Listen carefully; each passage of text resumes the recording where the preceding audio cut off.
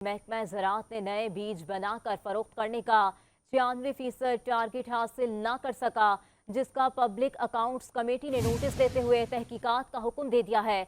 इस हुक्म पर अमल करते हुए महकमा ज़राअत ने 3 रुकनी तहकीकाती कमेटी बनाने की चीफ सेक्रेटरी को दरख्वास्त कर दी है।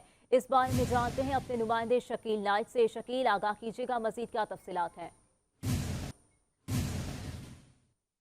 एक बहुत बड़ा घपला सामने आया है।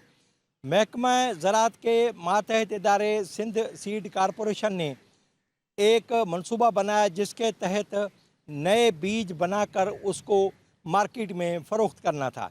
इस सिलसिले में एक टारगेट रखा गया और 3 सालों में 4 करोड़ 56 लाख रुपए यानी 96% रेवेन्यू टारगेट हासिल न किया जा सका।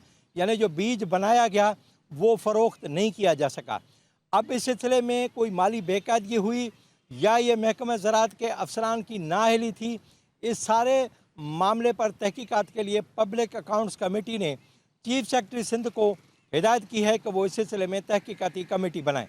चीफ सेक्रेटरी ने इस सिलसिले में महकमा ज़राअत से 3 नाम तलब किए। महकमा ज़राअत ने चीफ सेक्रेटरी को भेजे गए नोट में 3 नाम अरसाल कर दिए हैं, जिसमें डायरेक्टर जनरल ज़राई तोसी को तहकीकाती कमेटी का सरबराह बनाने की तजवीज़ दी गई है। अब चीफ सेक्रेटरी की जानिब से 3 रुकनी कमेटी का नोटिफिकेशन जारी होगा, जिसके बाद इस बात की तहकीकात की जाएगी कि नए बीज तो बनाए गए लेकिन नए बीज क्यों नहीं फ़रोख्त हो सके और 96% रेवेन्यू टारगेट हासिल क्यों नहीं किया जा सका। इसका ज़िम्मेदार कौन है, उसके खिलाफ बाकायदा कार्रवाई की जाएगी। जी शकील नाइट, बहुत शुक्रिया आपका।